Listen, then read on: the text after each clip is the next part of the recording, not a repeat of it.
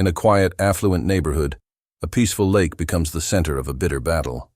For years, Marcus, a black man who has lived in the community for decades, relied on this very lake for his passion, fishing. Little did he know, a dark conspiracy was brewing.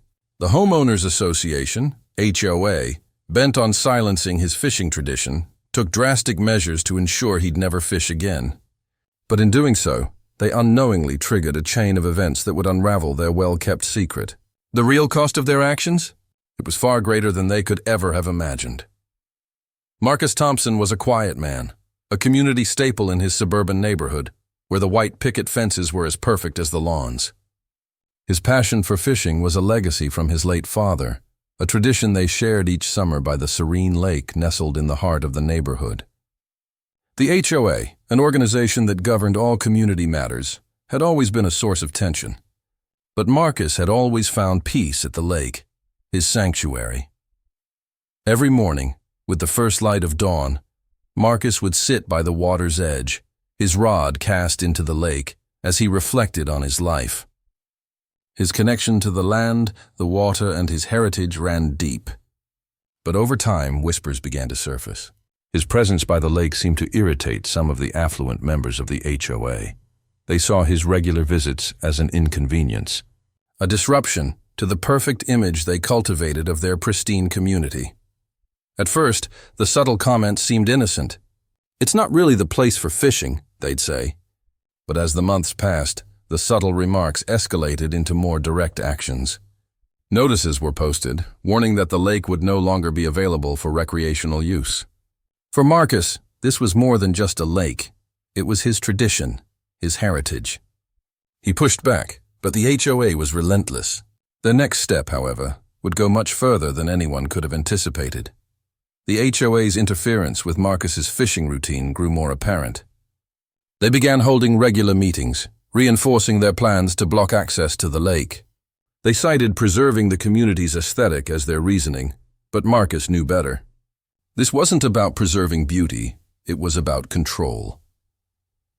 One summer day, Marcus arrived at the lake, only to notice a strong chemical smell wafting across the water. The surface of the lake seemed different, an oily sheen covering the otherwise calm waters. At first, Marcus thought it was just a natural anomaly, perhaps an oil spill from nearby boats. But as he inspected the lake closer, he noticed something far worse. The fish he'd known and loved were floating lifeless, their bodies floating in the contaminated water. The lake was poisoned. It was then that he knew. The HOA had gone too far. They had polluted the lake to prevent him from fishing, to take away his sanctuary. But they had no idea what they were doing. The chemicals they used were not only harmful to the fish, but to the very ecosystem that the entire community relied on. His first instinct was to report the crime. But he knew that the HOA held immense influence over local authorities. As Marcus dug deeper, he uncovered a startling truth. The lake was part of the local water supply system. It wasn't just a private fishing spot for him. It provided water to dozens of homes in the neighborhood. The HOA's attempt to sabotage Marcus's fishing turned out to be a much bigger issue than anyone could have imagined. The HOA's actions were now a public health risk. Their plan to silence one man had inadvertently poisoned the very thing they depended on. Marcus wasn't the only one who was in danger now. Everyone in the neighborhood was. Marcus, with his back against the wall, knew he couldn't just sit idly by. He had to act. Armed with his knowledge, he began gathering evidence, documenting the contaminated lake and the HOA's involvement. He reached out to environmental groups, journalists, and even scientists who could confirm what had been done to the lake and its impact on the water supply. The battle was about to get ugly. Marcus wasn't just fighting for his right to fish anymore. He was fighting for justice, for the safety of the entire community. As the investigation into the poisoning began, tensions in the neighborhood reached a boiling point. The HOA tried to cover their tracks, but the truth was coming to light, piece by piece. The media caught wind of the story, and soon the once silent community was divided. On one side, there were those who sympathized with Marcus, acknowledging the injustice he had endured. On the other, there were those who continued to defend the HOA, turning a blind eye to the larger problem. But the truth was undeniable. The HOA's attempt to control Marcus had backfired, and now they were facing public scrutiny and legal action.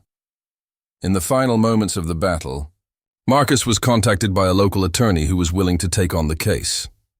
With the help of the community, they filed a lawsuit against the HOA, demanding compensation for the damages caused to the lake and the water supply. The fight was far from over, but Marcus had won an important battle. The power of truth, perseverance, and unity had emerged victorious. The legal proceedings were long and arduous, but the tides had turned. Marcus's fight brought the community together in a way no one expected. People who once turned a blind eye to the HOA's corruption were now speaking out, demanding accountability. The lake, once poisoned and closed off, was eventually restored. With the help of environmental organizations and legal experts, the water supply was cleaned, and the HOA was forced to pay for the damages they had caused. But the story didn't end there. The impact of Marcus's bravery rippled far beyond the confines of his community. His fight against injustice became a symbol of resistance, of standing up against those who seek to oppress, control, and silence. He had gone from being a quiet fisherman by the lake to a hero in the eyes of many. The story of Marcus Thompson serves as a powerful reminder that no matter how much power someone holds, they cannot silence the truth. What started as a battle over fishing rights turned into a fight for justice, one that exposed the deeper, systemic racism and corruption in a seemingly perfect community. It was a wake-up call for everyone. The struggle for fairness, equality, and respect is ongoing, and it's a battle worth fighting.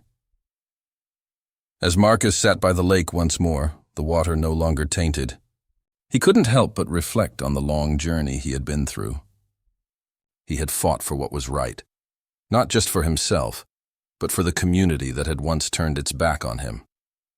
The lake once again became a symbol of hope, proof that when one man stands up, others will follow. And so the question remains, what will you stand up for?